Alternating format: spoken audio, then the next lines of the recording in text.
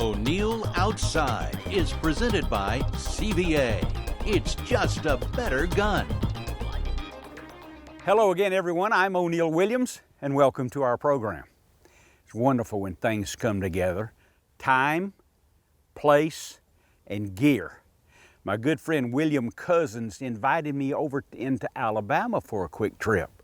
We arrive in the afternoon at 2 o'clock. We go straight to the deer stand. And about all those other things, I'll tell you about it, but only if you stay right there and watch O'Neill Outside. Things to learn today. We reached our Alabama hunting location soon after lunch, and we hit the field just as soon as we could. It's January, and we're all set up on a White-tailed Institute research food plot. You can see the variety of crops they have planted, each designed to both attract and to nourish the deer population. Soon we're seeing does, and that's always a good sign. Now let me make a couple of suggestions when you're hunting over a food plot like this. First, pay attention to the does. They will alert when they sense other critters in the area.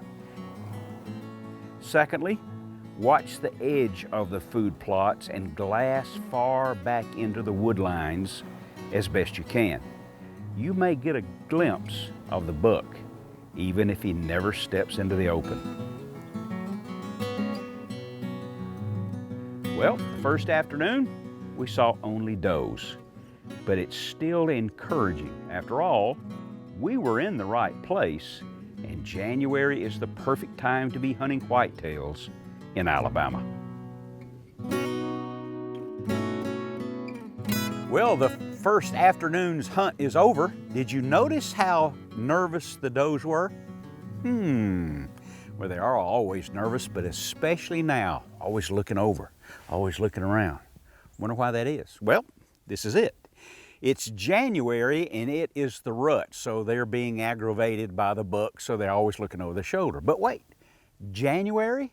How does that happen? Wherever you hunt, I guarantee you, it's likely that the rut is in October even, or November, or sometimes December, but rarely ever January. How did that happen? Here's the explanation. In the 1950s, the state of Alabama wanted to replenish the whitetail herd in the state. They got the stock, if you will, from way down in southwest Alabama, where, over centuries of time, they rutted late because the fawns were born late after the spring floods had gone, after the diseases, after the parasites had all subsided. So, that strain of deer rutted late. Now in Alabama, it's the same photo period as it is in Georgia, but that's the reason they rut late. So, there's the time. January rut in Alabama. Next is the gear.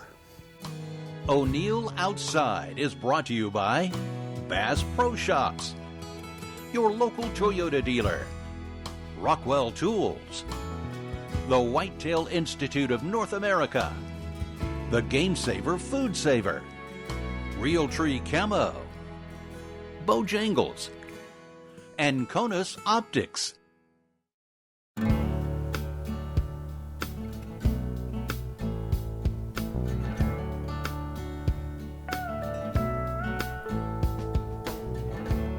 It's been quite some time since I talked about the gear that we use in muzzleloading for deer, and I get a lot of emails and responses from the newsletter and Facebook. O'Neill, you didn't tell us about the powder charge or the bullet.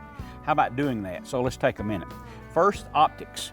I use a Conus 3 to 9 power variable scope, and I use 1050s. Now, on a close range anticipated shots like this hunt here in Alabama, I turn this optics power down to 3. Why? So that if it's close, I get to see a bigger range. I get to see more under 3 magnification. Okay, it's easier to find the deer. If it's way out, then you go to 10 power, or 9 power as the case might be, and it really brings them in close. I go on the low side so I can see better. Okay, the optics, I've got some new binoculars. I want you to look at these boys right there, okay? These are 1050s. Yes, that the outer lens, that's the number. The bigger that number, the more light that you let in. And this 10 power, it really makes a difference, even in southern woods. It's fabulous. The muzzleloader, of course, it's a CVA, and this is an MR, the mountain rifle, with a nitride Bergara barrel. What does that mean? It means it's treated with a salt solution, if you will, or electrolysis. I don't know, I'm not a scientist, but I can tell you this. It is the most accurate production muzzleloading barrel in the world, and the nitride process means it will not rust. I'm going to say that. It will not rust. Powder charge, I use two 50 caliber, 50 grain Pyrodex pellets. Why don't you use 150? Don't need 150 unless I'm shooting some great big animal at some great distance. 100 grains of powder and the Power Belt bullet is just fine for me out to like 135 yards. I rarely take a muzzleloader shot beyond 100 yards. It's good. I use the Power Belt bullet, full caliber size on this hunt, 300 grain platinum Power Belt. Power Belt bullet is the #1 muzzleloading projectile in the world. For those reasons, it's just right. The gun, the scopes, the powder, the bullet, the optics, there you are. Now, let's join O'Neill for this week's Big Green Egg wild game and fish recipe.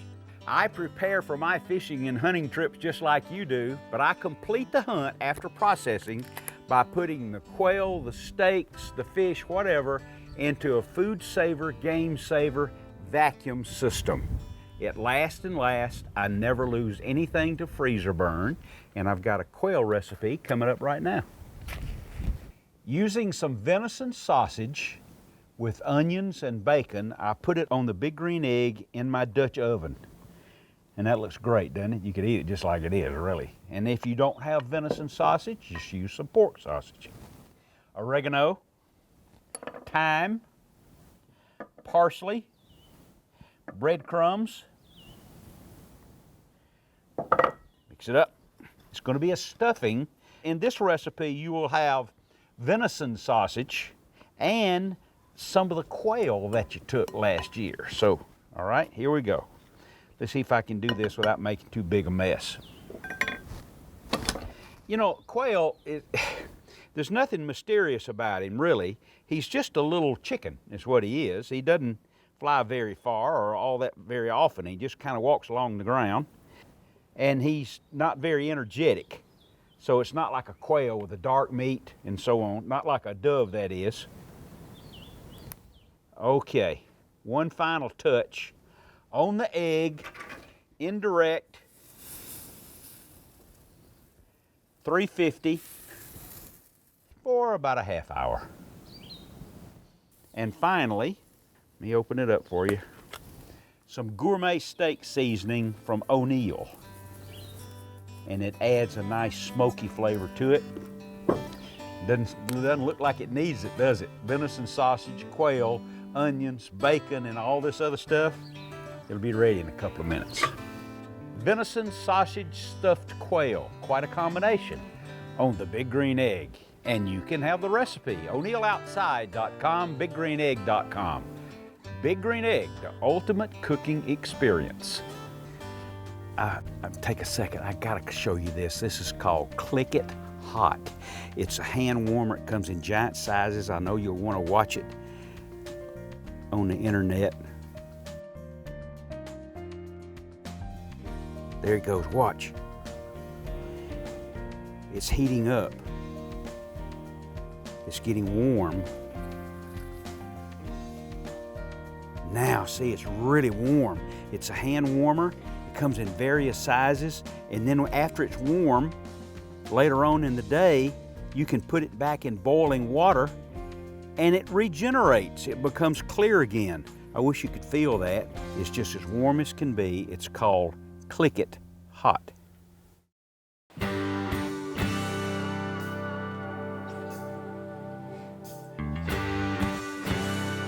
We've talked about the time, we've talked about the equipment. How about the place?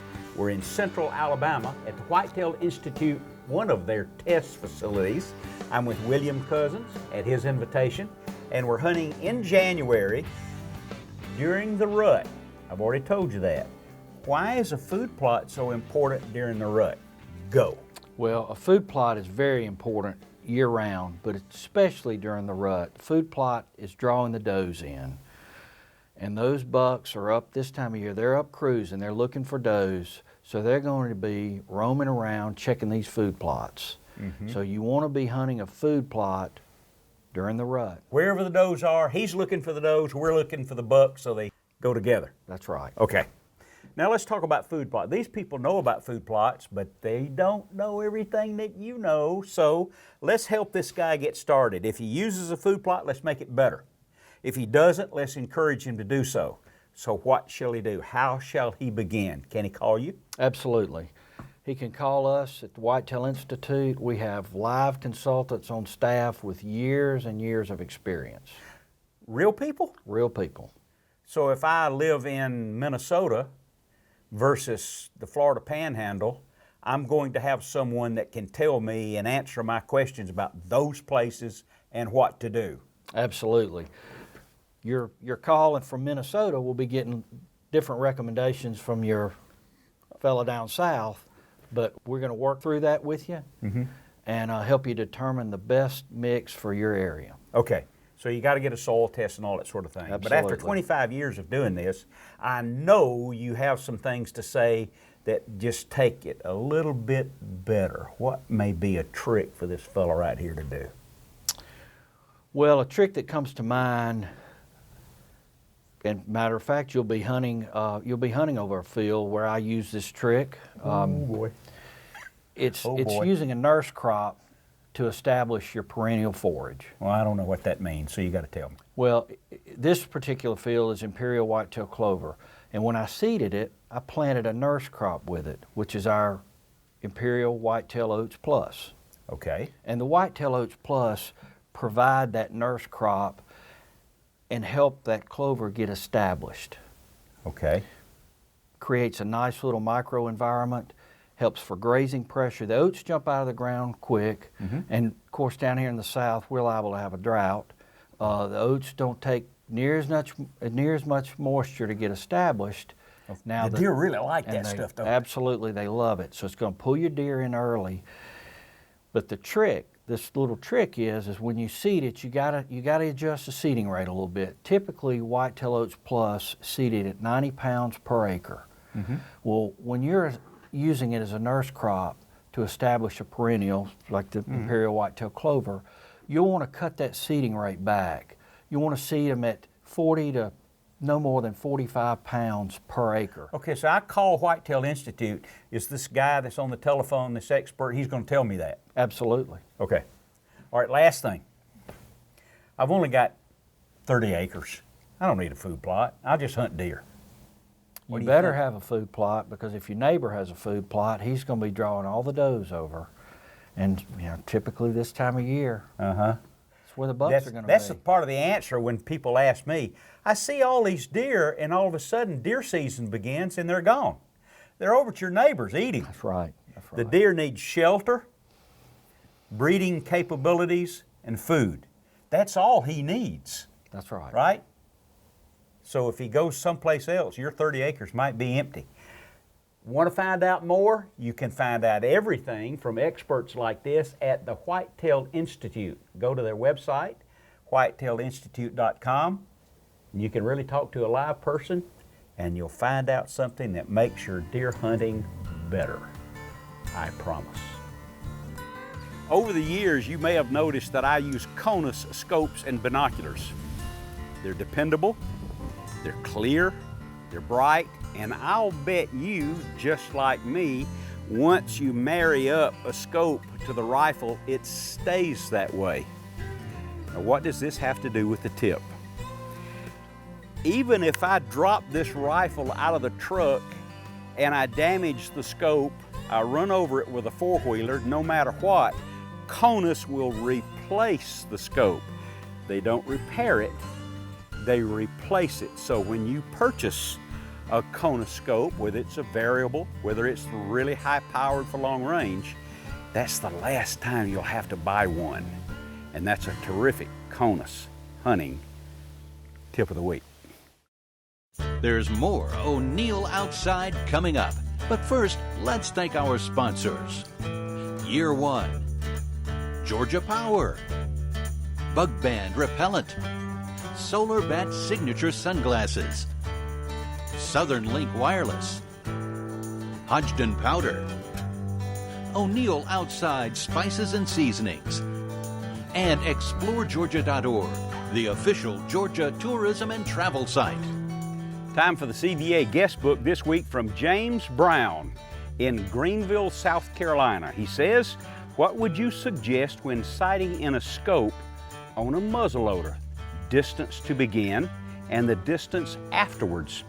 If you haven't used it before, go ahead and start at 25 yards and then go only further than about 135. Remember, CVA and muzzleloading hunting is about hunting close. So it's a highly risky shot when you get out to 150, 180. Be a better hunter. After all, once you pull the trigger, the hunt is over. If you'd like to be awarded a CVA muzzleloader, go to o'neilloutside.com, the CVA guest book. If we use your comment on the air, we'll send you the muzzleloader.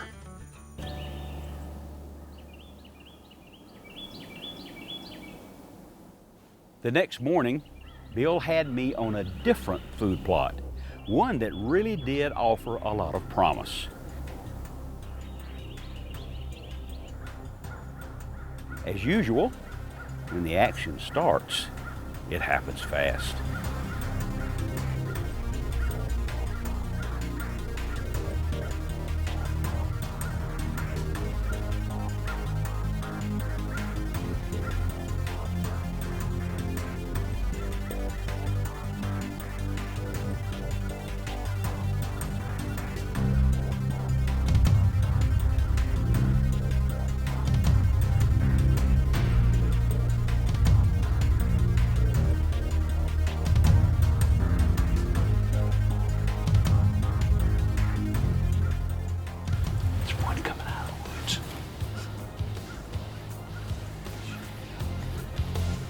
He's an 8 more.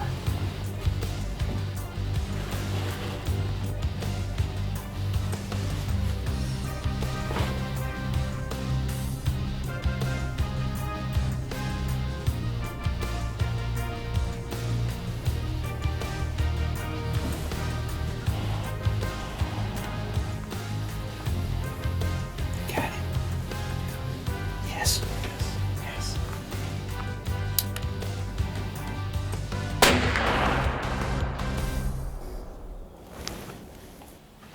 Excuse me, I'm kind of excited.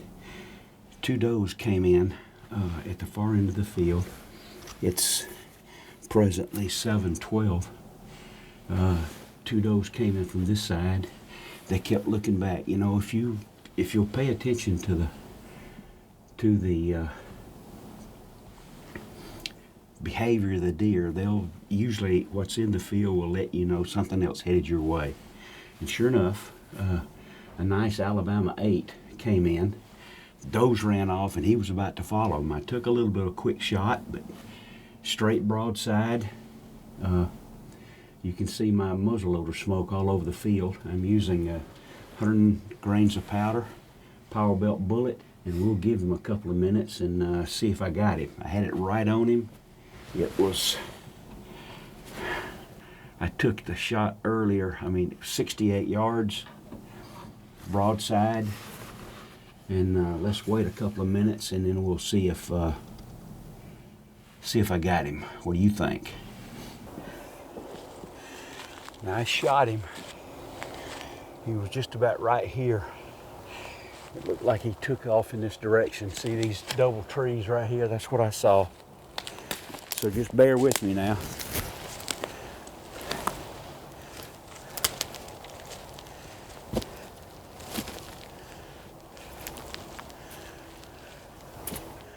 Yeah, okay, here we go. We got it right here. And I'll be fair with you. I'm not as good at this as I should be. I need some, got to really be patient. That's where he stumbled. That's where he hit right there. Oh, look, see here?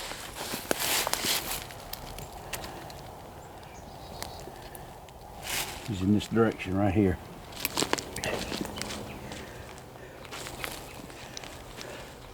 Spot's right there, right here.